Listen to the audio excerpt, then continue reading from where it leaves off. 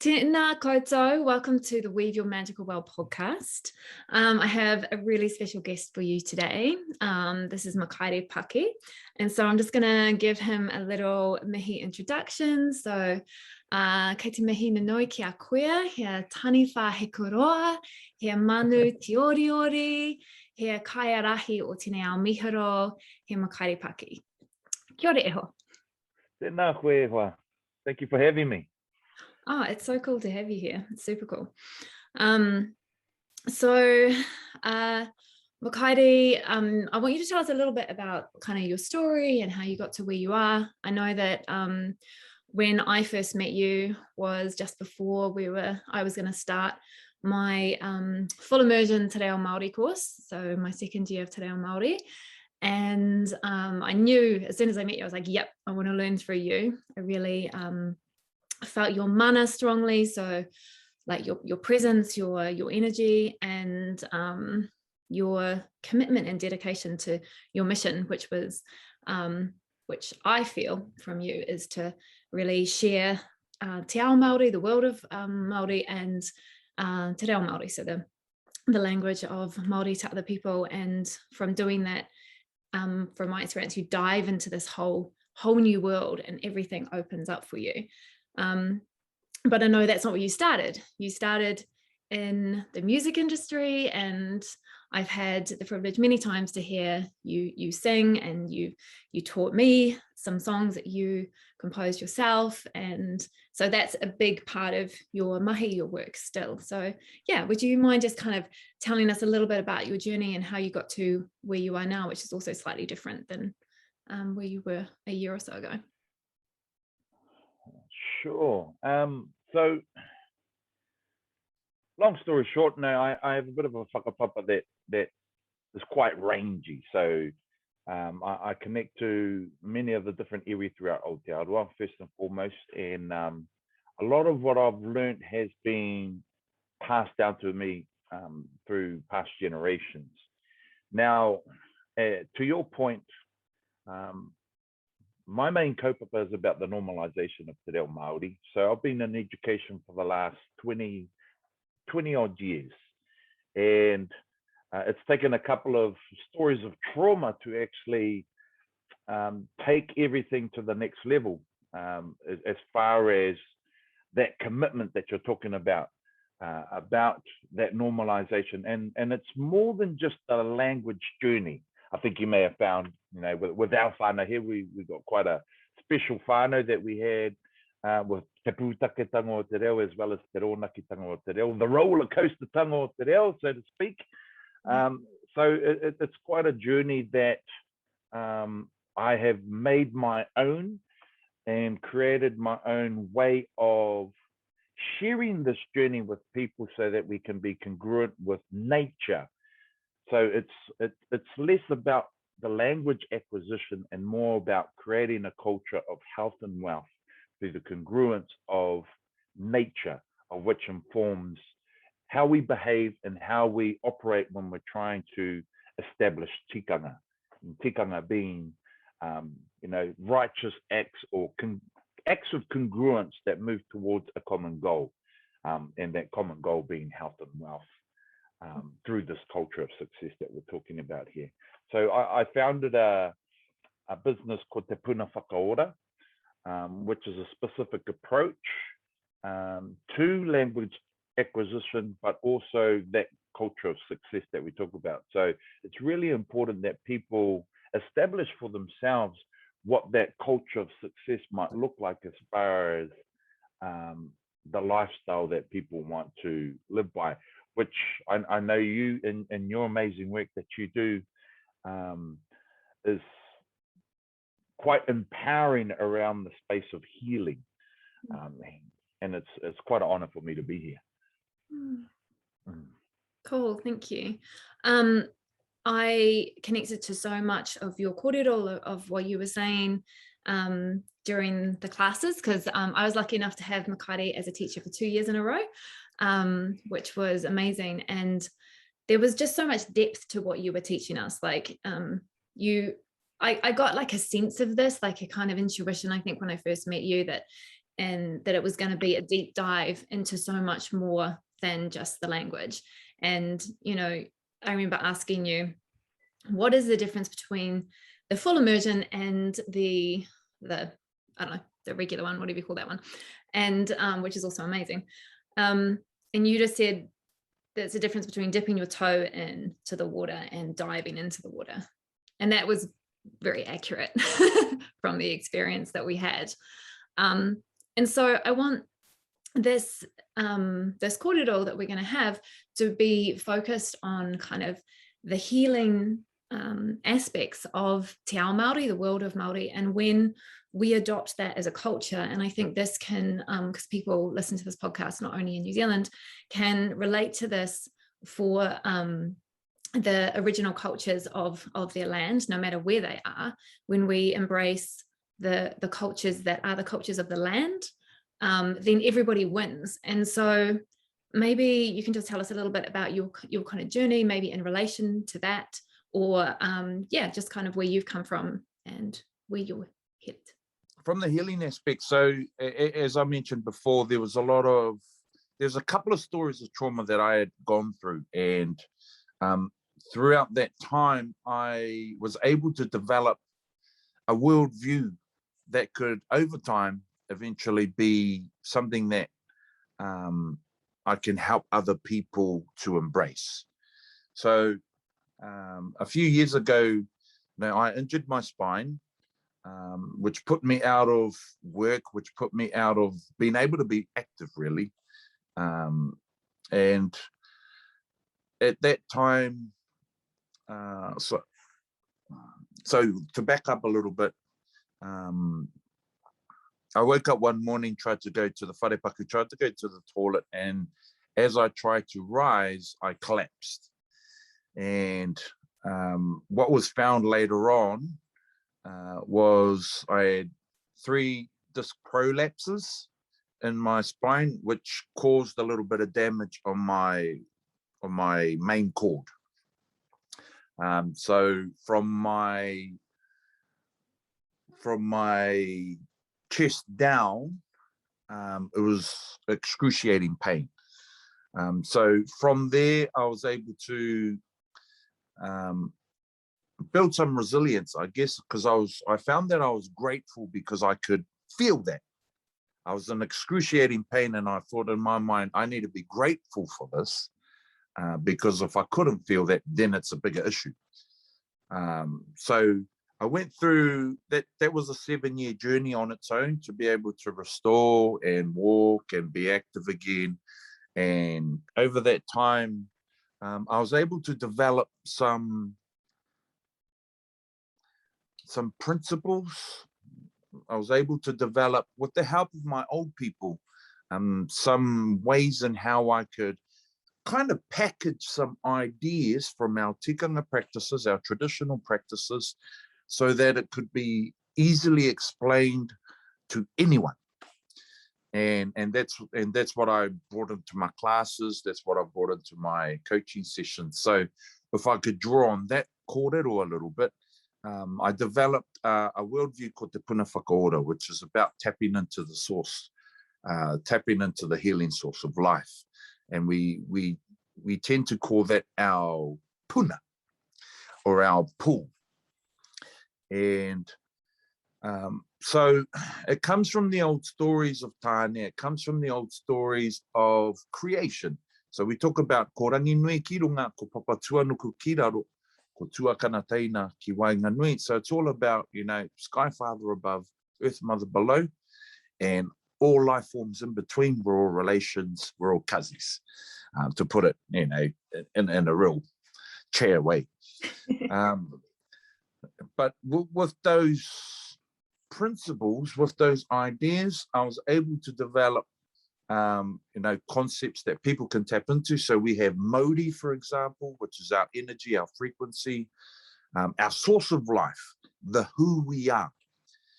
And then, from there, we move on to our wairua, which is our why we are, our spirituality. And that's not to be confused with religion or different concepts. This is the part of who we are that is often unseen, the part of who we are that connects us to each other and nature around us.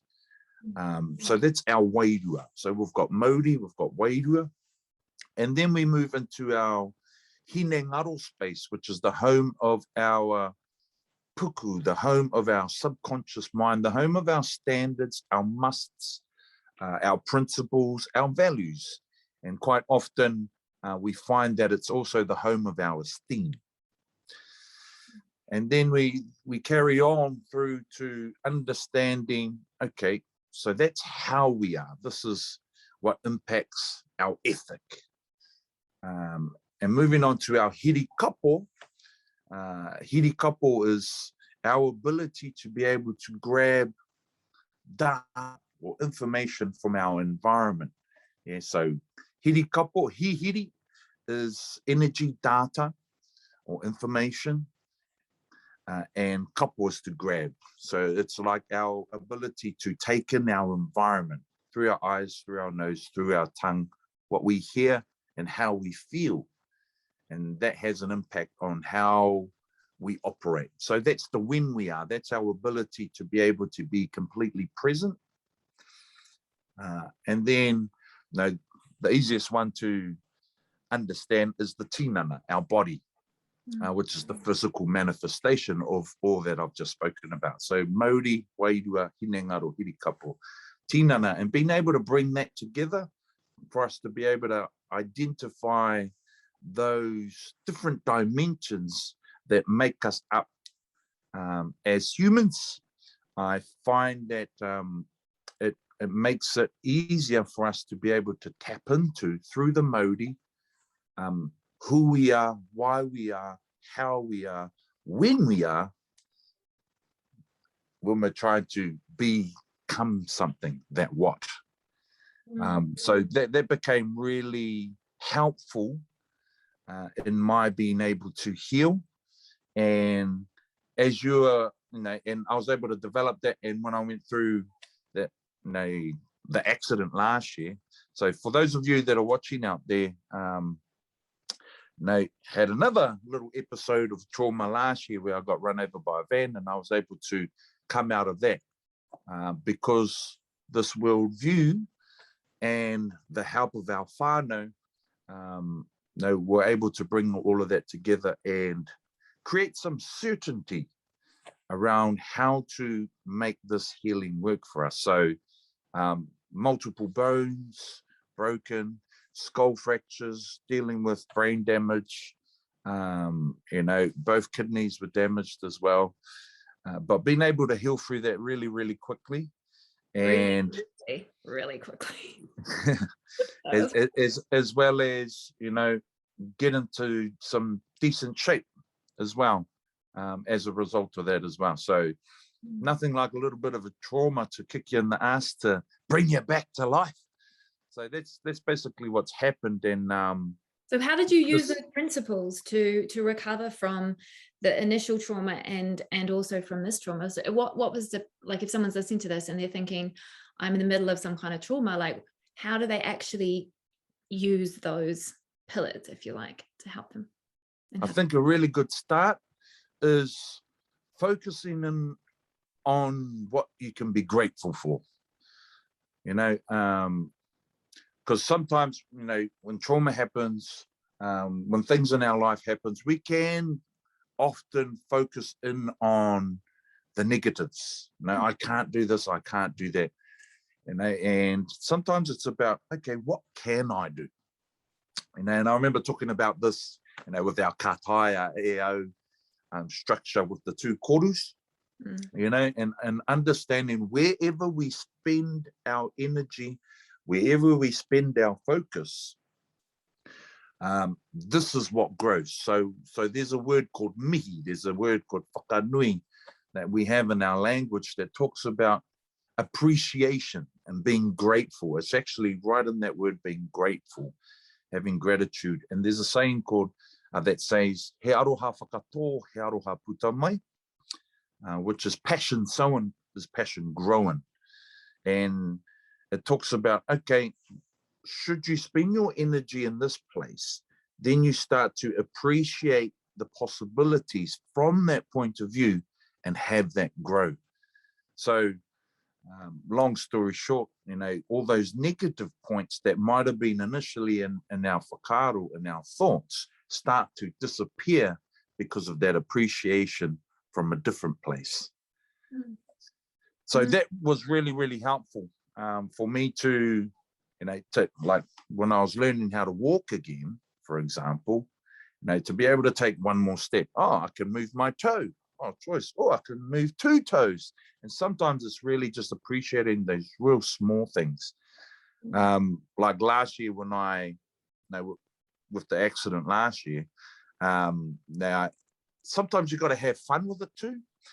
Like, for example, you know, I had 8 ribs on my right side fractured, right? And this dungy here wants to try and see if he can do push-ups.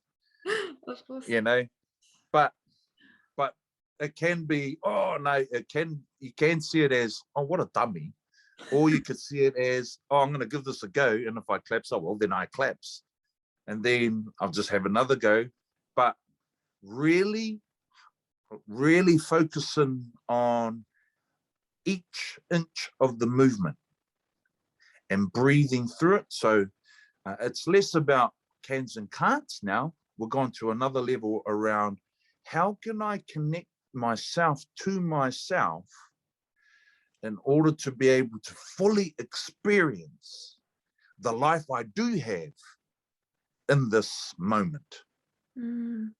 So sometimes it's, I can feel these ribs, but what can I do? Once again, that attitude of gratitude, once again, maybe I can move one more if I breathe a certain way, you know, and actually, this is where the healing starts to happen.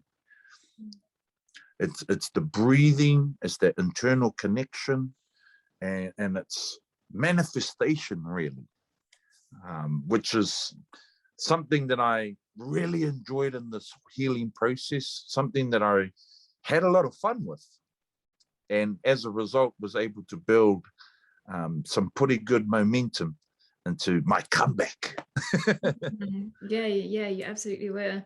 I mean, I love that you talk about breathing, because it's something that you mention a lot in our classes. The breath is always sort of where we start, is like that, you know, ha-hi, breathing in and out, and having the focus on that. And then when you're noticing where that life force is moving through your body, really, it's like, oh, can I breathe into that? Can I allow that to kind of have some Maori going to it? It's that balance as well between tapu and noa. You know, you can't have too much of one way and not the other. Can you like explain I'll take tapu and noa as well to people who are not in New Zealand? Yeah, so tapu and noa. So we talk about tapu as being in a sacred place, and we talk about noa as being in a common place. The best way to actually explain it is when we're in a space of needing to be completely focused, and you're honed in, you're zoned in on a particular purpose, you're in the tapu zone. Yeah. And when you're in a noa zone, you're at ease. So, you know, intensity focused tapu and being at ease noa. So if I can give an example that was really useful for me, and that would help our viewers and our listeners to understand that. Now, take training, for example. Now, when you go to the gym, now you're focused in on your task. You want to lift those weights, you want to do the exercise, and you're not there for conversation. You're focused in on your task, and you want to hit those milestones. You're in a tapu zone. Yeah, you're completely focused in. There is no, there's no people coming in to distract you. No, you're completely honed in. Yeah. Now, when you come out of that zone, you come to ease. This is when you're stretching. This is when you're nourishing yourself. You have food, and food is something that we use traditionally to put us in the noa zone. And this is where we're able to be with each other in that common ground. Yeah, so this is food, and then we sleep. So to help that understanding further, if we think of ourselves climbing, climbing to different levels to become successful at something, what is assumed, and I'll continually use this training example, what is often assumed is if we go to the gym, and we're lifting weights, we think we're going to get stronger, because we're in the gym throwing weights around and honed in, focused. Yeah. And then when we rest, we're kind of plateauing out. And then we come back to the gym. Yeah. And then, whereas in reality, that's actually quite counterproductive. Whereas in reality, from my mind at least, when you go to the gym, it's like practice. Yes, you do need to have that focus. So you got that tapu, and then when you're nourishing yourself and resting, this is when your muscle actually grows. So you're breaking down your muscle through the efforts that you have, which is equally important. But when you nourish and rest and allow yourself to heal, this is where the growth happens. And then you go and do that again. Train. Rest, nourish yourself. And this is where the healing is. Whereas I find in this very noisy world, what's being promoted to us is actually quite counterproductive. And it removes our ability for rongoā. And this word rongoā is a space of healing.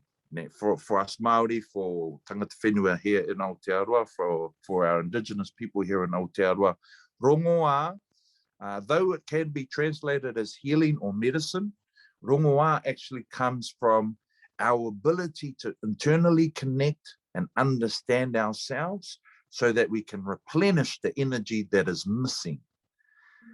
Hence why sometimes, when we understand and have mastered ourselves internally first and foremost, when we know that there is an energy missing that causes us to not be 100% or causes us to be sick, we know where to go to replenish that missing energy.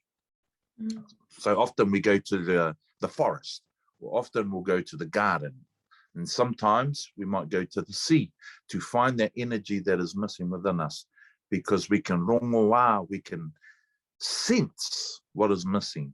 Yeah, does it make sense? It really does. And that brings us on to another thing that I wanted to talk about, which was in Te Reo Māori, in the world of Māori, intuition and connection to the wisdom within is such a strong element that I see. And I know that there's, like, for example, there's a sunscreen that's made in New Zealand by a Māori woman up north, and she goes into the forest and listens, she talks to the trees, listens to the trees, and discovers what elements need to come into that sunscreen to nourish the skin.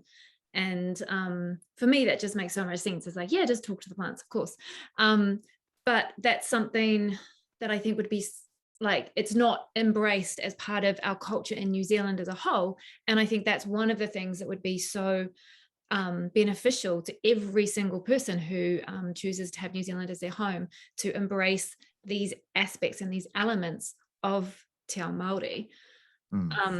And so can you explain a little bit about the connection between Māori and Papatuanuku, our Earth Mother, and how that view is slightly different than perhaps a Pākehā or a, I don't know, European view, perhaps? Sure.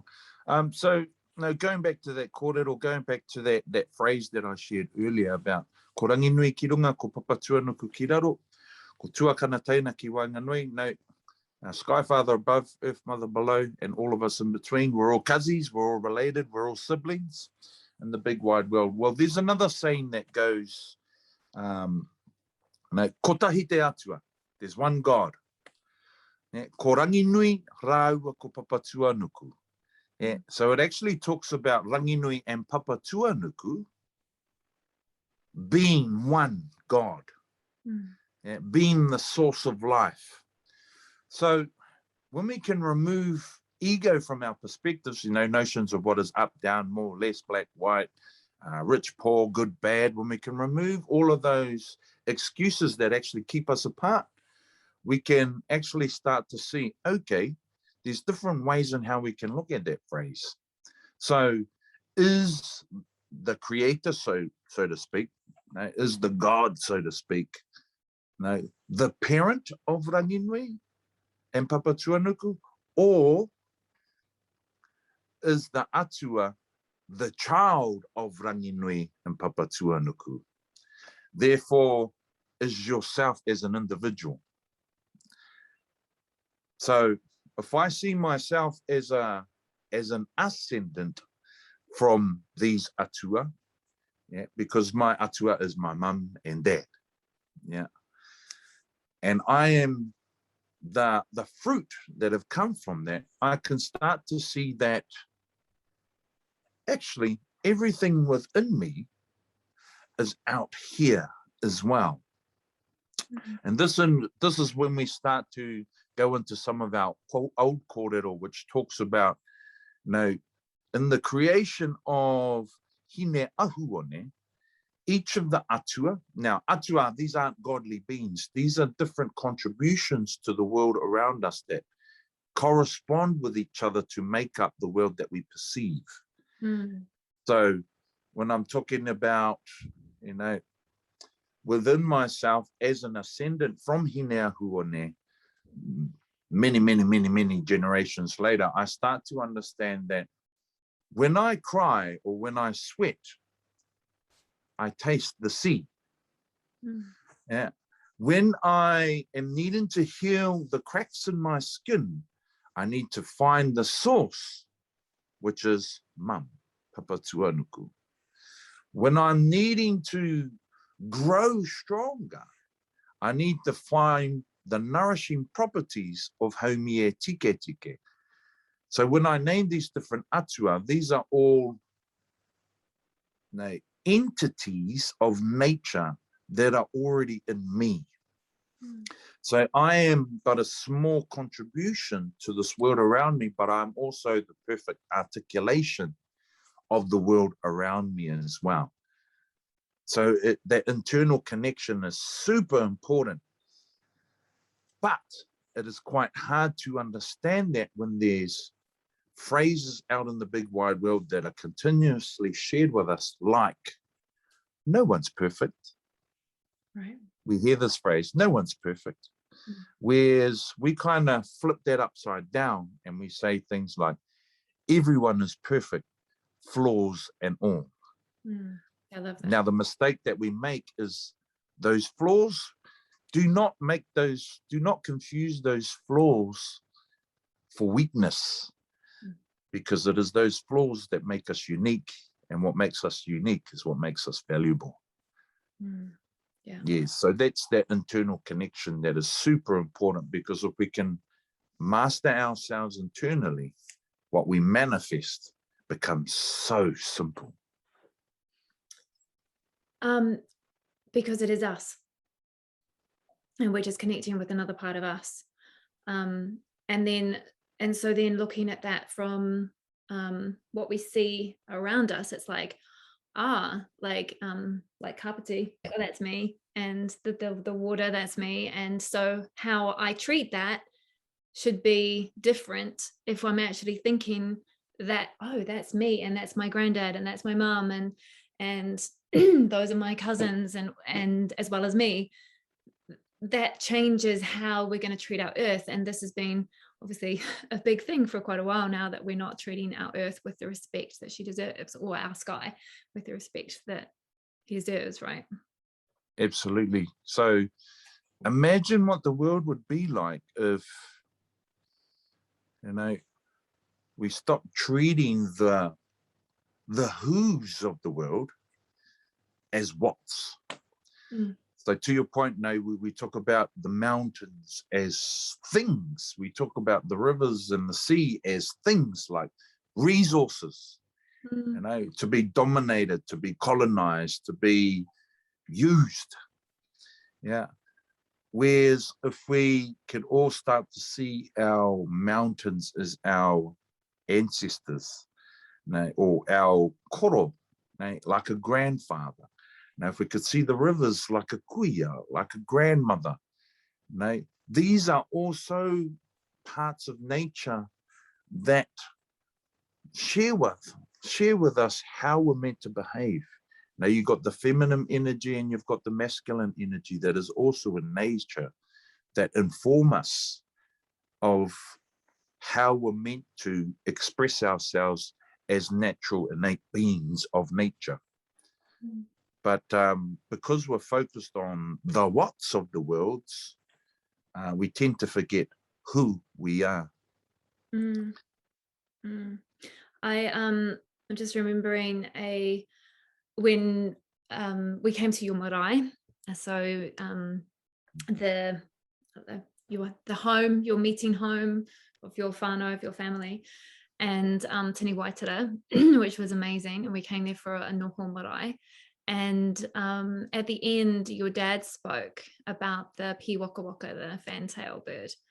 And I thought that was just amazing, because he was speaking just as kind of I speak about, I don't know, spiritual principles and things, but most people don't. They would talk kind of like jokey, but he was very, very serious, and he had a lot of mana when he spoke. And he was saying when this bird, the pi waka waka, came to him when we first arrived, he was bringing messages from your ancestors who were buried over the hill, and saying, oh, we're a little bit worried, like, who are all these white people coming onto our marae? And it's like, yeah, we was, he told us this at the end, but we were sort of like, okay, I get that. I get that. There's been some carnage in the past.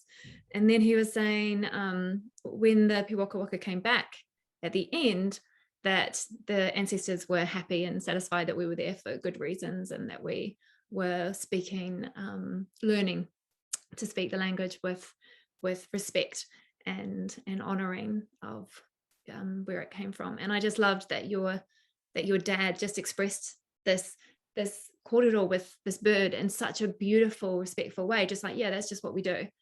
And I was just like, oh, this is awesome. And so you have that deeper connection with the other beings, whether it's talking to the river or a mountain or a bird, and it's just, yeah, hearing those I don't know, divine messages really coming through. Yeah, well, our whānau is pretty special, eh? Yeah. Our whānau is pretty special, and I'm talking about our class whānau. Yeah. Pretty cool bunch of people. And what was really felt when we went home is that everyone was there, for the right reasons, with the right hearts that are open. And it's so easy to be generous towards people like that. So our family definitely felt that. But to go back to your point about that connection with nature, if you think about it, when we see our children, they are already there. Our children are already there. But as they grow up, they lose that connection because of their cognitive development kind of dims out who they are, and starts coercing the product that we want them to be as adults through our education system. I think it's changing though. There are some good kaupapa that are happening, and it can never be fast enough, right? It can never be fast enough. But for our listeners out there, for our watchers out there, I think we can learn just as much from our children, our tamariki, as they can from us. Like, for example, just as perspective, we don't teach them how to be children. They teach us how to be parents. They teach us how to be adults about things. And sometimes it just takes a moment for us to humble ourselves to be able to listen. And that's where the healing lies. That's where the empowerment lies. And that's where the point of difference can become apparent as well. Just looking at it from a different perspective and receiving it from a different perspective as well. We've spoken about the word whānau a lot, and we've not explained that. And I know that there's a very easy way to explain it, which is kind of like whānau means your family. But I know that you also taught me about a much deeper meaning to the word whānau, which is made up of whā and no. And then there's a deeper kōrero about that. And so would you mind just sharing that? Yeah, definitely keep it simple. So whānau, yes, it's your family. Whānau is your friends also that you consider family. Whānau is who you choose. Whānau are people that you bring into your life that contribute to making the world that you want to live in. So whānau, you know, you've got no, which is no mai, which is a welcoming. You know, you welcome people into your life. Whā comes from the kupu to touch. Yeah? Like whā, you know, is to caress, for example. So when you put that together, what you've got is, you know, through contact, through a collaboration of energy, what you're doing is building a world together. Yeah, through that. And what I talk about when I talk about tikangas as well is the 4 C's of tikanga. And those 4 C's of tikanga are connection, collaboration, congruence, and ku. Now, when you got those 4 things together, what you're doing is creating a whānau built on specific principles, yeah, that are often on the same pathway or similar. Yeah. So therefore, you've got your righteous acts or acts of congruence that are called tikanga that move you towards a kawa, which is the portal that you're wanting to attract into the future. So if you can imagine, you know, a portal that you want for your future, yeah, then you can start to see the steps you can take to bring that kawa or that portal, that vision into life. And this is something that you can create with certainty, you know, bring in all of those, you know, the Mauri, wairua, you know, all of those aspects together. Now, I want to go back to that Mauri kōrero, you know, with how we conduct our energy. So you might remember, you know, talking about energy and how we share our energy. So we got ihi, you know, where we put our energy out, you know, and then we got wehi, you know, the energy that comes back as a result of what you put out to the world. Yeah. But sometimes we need to reflect and make some adjustments. So we have wana. Yeah. So our wana is a reflective practice. Now, I'm sharing this information from a different perspective because often when you just translate it, when you grab a dictionary and translate it, it's not quite accurate from sometimes. So ihi is the energy that you put out. Wehi is what comes back. Sometimes it can be seen as fear, which isn't quite correct, but what it is an impression that is put upon you. So when you feel the impression of someone else, you're like, whoa, ka mau te wehi, OMG. Yeah. And then you've got wana. And this is when we, you know, and wana is often translated as perfection, but not quite true as well. Now that perfection perspective comes from that kōrero that I shared about just before, about everyone is perfect, flaws and all. It comes from that perspective. So when you just translate it loosely as perfection, people are translating it from their worldview, which isn't often congruent with, oh, everyone is perfect. But what's happening in their subconscious is no one's perfect. Yeah, so those things have to come together with the understanding of these translations. So let's see wana as our ability to reflect and make adjustments. So we've got ihi, wehi, wana, and through our habits, through the ongoing flow of this energy, now, this is what determines our mana. Now, our mana is our integrity, our mana is our reputation, our mana is the voice that we have through our actions in the world that we live. Yeah.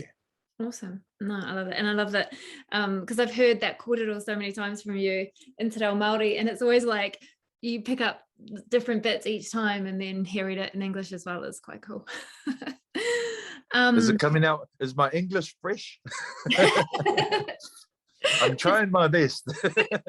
It's so funny. This is the first time we've had a really long conversation in Te Reo Pākehā in English. And it's like, I kind of almost feel a bit naughty, like I'm not meant to be speaking it. But but no, it's awesome. I'm loving it. So I want to come back to your perhaps your main mission. You can correct me if that's not right. To bring Te Ao Māori and Te Reo Māori to the world. So what do you feel is so important about people learning to speak Te Reo Māori?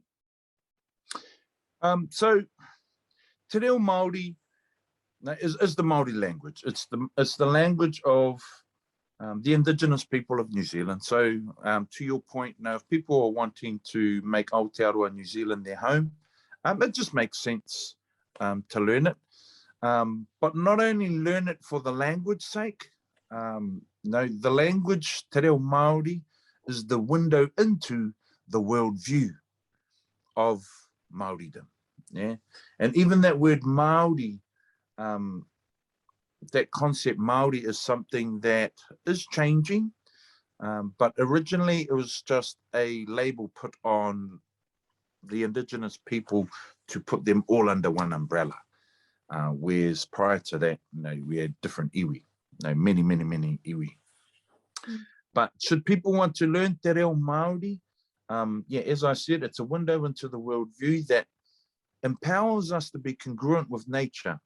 That worldview that I was talking about just before, about seeing the mountains, the sea, the fish, the trees, the rivers, all of the life forms and creatures in between the sky and the earth. If we can see all of those whats that we've been trained to see as, and turn them all into whos, then we can start to understand that, hey, I shouldn't be talking about nature. I should be speaking with nature. I should be, and that with is the word that I want to highlight. Being with nature rather than doing at nature. If we can be with nature and correspond with nature, then we can start to understand our own human nature at a different level, and start to understand also that what we manifest comes from a place of responsibility. Our ability to respond to our environment around us puts us in a position of being ira atua, somewhat godly beings as well. And something that I would want to encourage people to think about, because there are people out there that think like this. I would like everyone to think about, if I was a atua, if I was the creator, of which we are, what would the world look like if you had that power? And then explore that, have fun with that, and then start to think about, okay, how can I take one step towards that direction? And that, I think, would be the biggest koha in the journey of learning Te Reo, because what comes with Te Reo is tikanga, and what comes with tikanga is that worldview that is all about empowering, that is all about healing, and just the cool part of that is being able to inspire people to aspire, just as humans. And that's a huge part of manifestation as well. It's like, if I'm the creator, then yeah, what do I want to see, and what is the first step that I take? And clearing the stuff that feels like you can't, if that's in the way, as well. That's huge right there. Just what you just spoke about just then. Sometimes we do need to clear the shit, pull out the weeds. You can't ignore that. So there's a tradition that we call pure. There's a tradition that depending on where you come from, there's pure and there's rotu, which is all about, you know, sometimes it's about mourning the experiences that we've had that are incongruent with the future that we yearn for. So, for example, like if I want to have abs, for example, you know, and this is just a loose example for people to understand. Now, if I want to have abs, I need to mourn the sugar that I shouldn't be putting in my body. There is no more Kit Kats. I need to say goodbye, goodbye, and have a mourn. But then, you know, as part of the ceremony in my mind, you know, I need to, you know, release the Kit Kats, release the fizzy drinks, release all of those things that aren't congruent with the future that I'm yearning for. Now, and it's not to say that it's right or wrong. What it is understanding that this idea of being congruent is super important. And it's not wrong to eat chocolate. It's not wrong to eat, you know, sugar and all of these yummy foods. But it's about understanding that if I am wanting a future like this, you know, this is what I need to do. I need to free myself to be able to operate from a different frequency that is congruent with a different channel. And so this is quite in alignment with a journey that you have been on quite recently. I know that you've talked about this. And so for you, was there also the deeper beliefs or emotions that were attached to the Kit Kat or attached to the sugar that you also had to feel into and mourn? Absolutely. So quite often it's easy to sacrifice the greater good for short-term satisfaction. And I want to feel good. Now, it's kind of like, do I want to party now and suffer later? Or do I want to suffer now and party later? You know, that long-term stuff. And if I'm being pono, if I'm being tika, yeah, so being pono is being honest with myself. Now, if I'm being tika, if I'm being righteous about what I'm on about, but I need to also have the other principle that comes with that too, aroha, you know, which is about being empathetic and understanding, you know, and compassionate. I need to, you know, if I have those principles going, I know what I need to do. You know, sometimes it's just about internalizing and being honest about, do you really want these Kit Kats? Yeah, they taste great, but how will you feel after it? And that's a real shallow example, I know, but you know, you could take that whakaaro into anything. You know, just recently we've had celebrations of matariki, for example, you know, and what's been really, really great is we've had amazing leaders like, you know, Rangi Mātāmua and such, you know, sharing this knowledge about astronomy and nature and understanding. They're the Pleiades as well, aren't they? So so yeah, Pleiades, you know, different people in the world. So yes, we have Pleiades. Some people see them as the Seven Sisters. You know, we've got Subaru and other countries and so on. And we've also got Matariki, you know, and Te Moana Nui a Kiwa. And for us here, we've got Matariki. Same family of stars, just different stories that we might have all around the world that are attached to these stars. But they signify the new year. And there's 2 more stars. So there's 9 for us. And the 2 stars that have been held out of the kōrero have been held out of the intergenerational stories, ones that talk about what we're just talking about here. So we've got Pohutukawa and we've got Hiwai Te Rangi. Now, Pohutukawa is where we send those that have passed on. We mourn those that have passed on. Yeah. And what I've promoted in this practice, yes, all of those that have passed away in the last year, we send on to those stars, but sometimes it's also about understanding what within ourselves do we need to pass on. Now, if we're wanting to be congruent with Hiwai Te Rangi, with the wishing star that we call, or the future aspirations that we have. Now, what are the hopes and dreams that I might have for the up and coming future?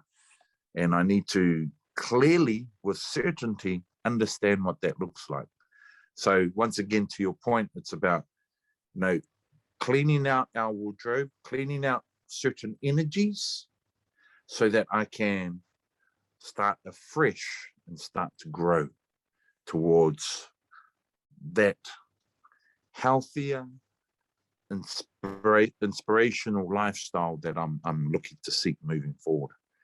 So that's just an example, one of many examples of some of the traditions that we have I Te Reo Māori, from the Māori worldview. Yeah. One of the, another thing that I remember last year when we were all confined to our Zoom lessons, you did an awesome kōrero about Maui in the sun. And because I guess, like, for people growing up in New Zealand, well, this is what I experienced. Maui in the sun was one of the like classic stories, and I just was like, okay, cool. It's a story about a dude that, slows the sun down. And you explained like the deeper understanding and the deeper meaning behind that. And it's just so, like, again, you just dive in and it opens up this whole thing and you're like, whoa, there's just so much mātauranga, there's so much wisdom inside these stories. And it makes you kind of want to go, all right, so what about all the other ones? I want to know about them now too. So I was just wondering if you could maybe just briefly explain Maui in the sun and then what it means for the deeper meaning. Sure. Yep. So Maui in the sun, yes, as you said, it's one of the famous stories of Māoridom, and in fact, right throughout Polynesia. Maui comes up in a lot of our stories, and Maui is actually part of what makes up our star whānau in the sky. So just to bring that story in, long story short, so to speak, in the story of Maui, it talks about Maui beating up the sun because the sun was speeding across the sky, and what needed to happen for him and his family to have more productivity was to slow down the sun so that the days can be longer, so that they can get more mahi done. So the moral of the story, and when you go into more detail of the story, basically what is promoted in the story are the principles that you need to have in order to be able to appreciate your day a lot better. Like, for example, for us that work in the city, sometimes the days can just go really, really fast, and we take a lot of things for granted because these are the things that just happen every day. Whereas sometimes we need to push pause and take some breaths so that we can appreciate every minute, every, breath that we have in our lives, we can appreciate and actually get more out of the day. So in the story, there's some habits that are promoted from Maui, habits like waking up early. Before the sun rises, you set your intention for the day.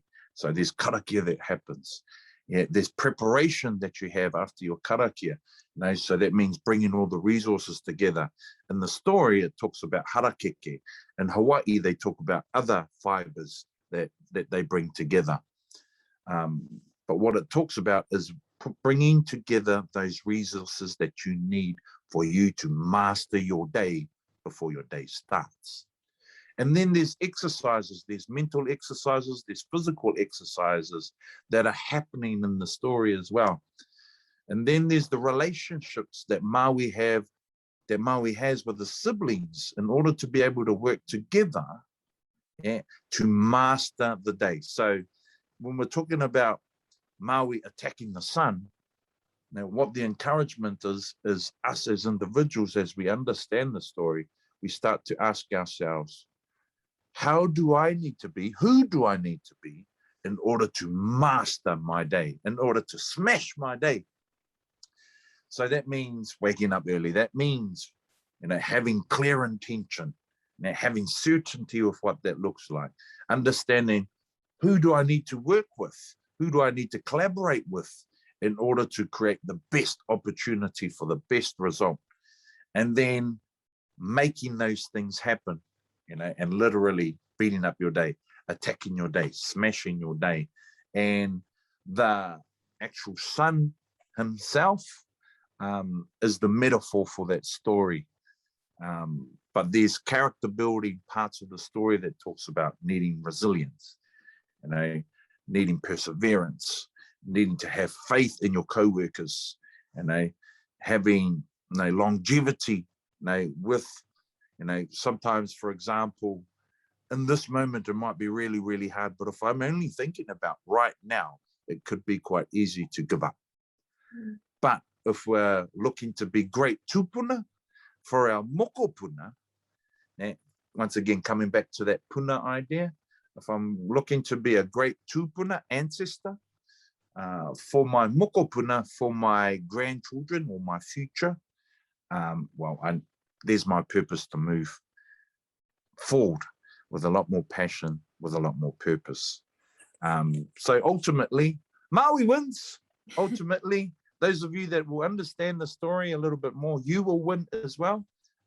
So it's a great story for our tamariki, our children, because in the story, even though you've got the what's of the story that say these are the things that happen, and if we're looking at it from a real shallow point of view, like, oh, it's this guy who just beats up the sun.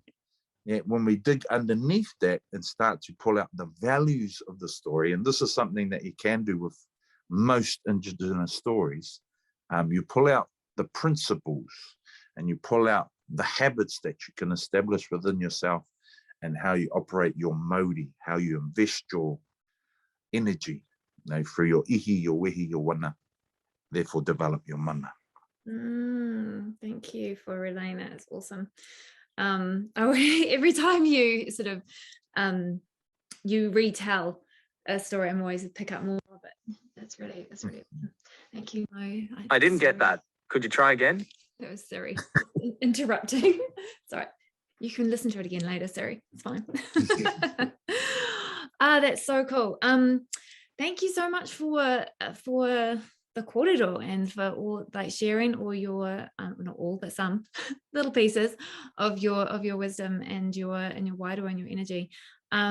Is there anything, and you've already given us lots of little nuggets throughout the entire thing, but is there anything that you just think just sharing this piece or just doing this one thing is going to make a massive difference in somebody's life? Is there anything that kind of comes to your mind in this moment, whether it's from a story of the past or an experience you've had or something that your parents or grandparents said to you?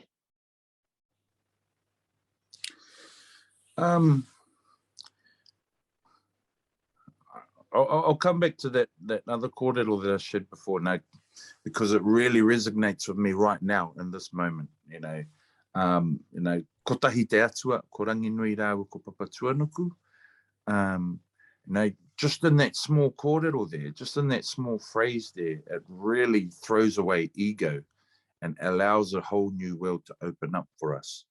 And the great thing about right now, we've got COVID and all of those things happening in the world, and everything's shutting down, but it's really, really great to be able to push pause and seek the wisdom that's inside us already by just simply paying attention to our breathing as we breathe in and we breathe out, and understanding with all of the noise in the world, what are those small nuggets that you're talking about, those small nuggets that we can appreciate. And the great thing is, and I'll make mention for kai kōrero, because a lot of the people that might be listening to this here might think that, oh, that that's quite a lofty goal, to have that normalized, to have this paradigm shift normalized throughout a country. And it's possible. It's all about being the change that you want to see in the world, and understanding that we are all connected. We're being able to create wonderful opportunities for a concept called awhi mai. Now, awhi mai being aho, my whānau, family, hapu, extended family, and iwi, my people. So it's about understanding that I am a rangatira, you are a rangatira. You weave people together. Tira is your people, and you are the weaver, raranga.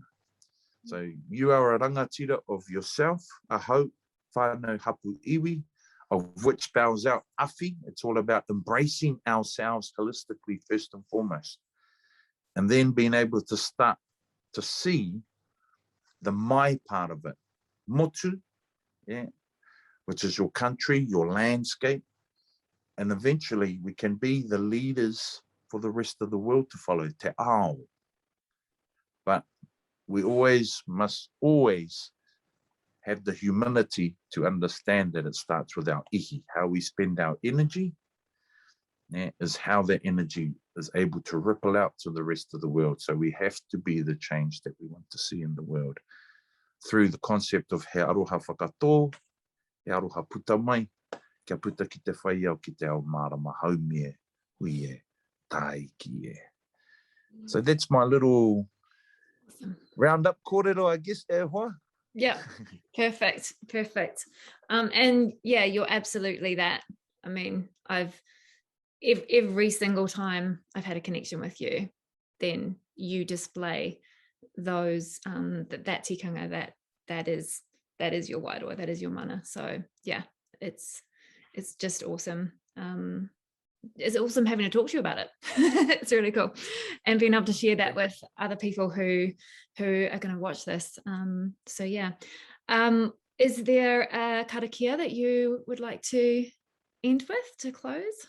Oh wait, before that, because you're also, I know that you're working, your mahi is like changed now, so you're not teaching Te Reo Māori with Te Wānanga at the moment.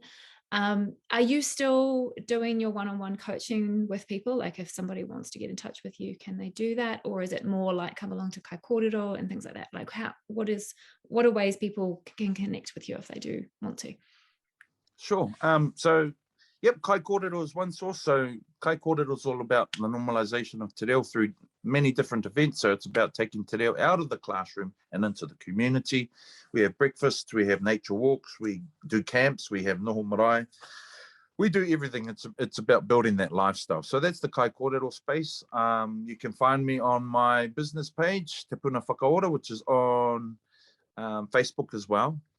I'm also involved with Kauru Limited, where we're going out and we're creating opportunities for all teachers, whether you're in early childhood, primary school or secondary school. All teachers through us have the opportunity to be able to learn te reo at any level. So that's Kauru Limited. We're based in the Manawatu, Horowhenua, all the way up to the Wellington region. But as I said, this is for people all over the country as well. So we've got some kazi businesses as well that are also doing the same kaupapa. So all of that is happening. And yes, I am doing those coaching sessions. I do a little bit of leadership coaching where we share this type of kōrero here, working with leadership in government, leadership in business, just to help people understand leadership from a Māori worldview so that they can understand how they can further empower the relationships and collaborations that they have in their space. And te reo and tikanga is the bonus of that journey. So yeah, that's what I'm up to at Te Whanau. Thank you for having me. It's been an honor to be here. And yeah, as you say, it's always an honor, and enjoying the work that you've been doing. You've been healing people for a long time. Inspiring a lot of us for a long time. Just with the beauty of how and who you are, e hoa. Ngā mihi nui kia koe. Oh, ngā mihi nui kia koe. Yeah, did you want to end with a little karakia for us? Por favor. Sure. So this karakia here, and you know it as well, this karakia here is about creating an attitude of gratitude, being grateful for what comes from above to here. You know, if the world that we want to have in the future is our baby, what might that look like? So it's about creating that enlightenment from within and understanding for within as well. And from there, we're able to collaboratively grow in congruence with nature, therefore create that baby that we're just talking about, which is the world of our future. So that's the intent of this karakia. And it goes like this. Mai I te tohirangi ki te tohinuku. Tia ho I roto, marama I roto. Tupu Māori ora, ki te whaiao, ki te ao marama. Haumi e, hui e, tā iki e. Tēnā tātou. Kia ora. Thank you. Thank you so much for watching, for listening. If you've enjoyed this, I'd love you to like it. Please share it with those who you think it would benefit, and subscribe to my channel. I would love to help more people just to weave their magical worlds. The more people who are doing it, the better it is for all of us. Ka kite anō.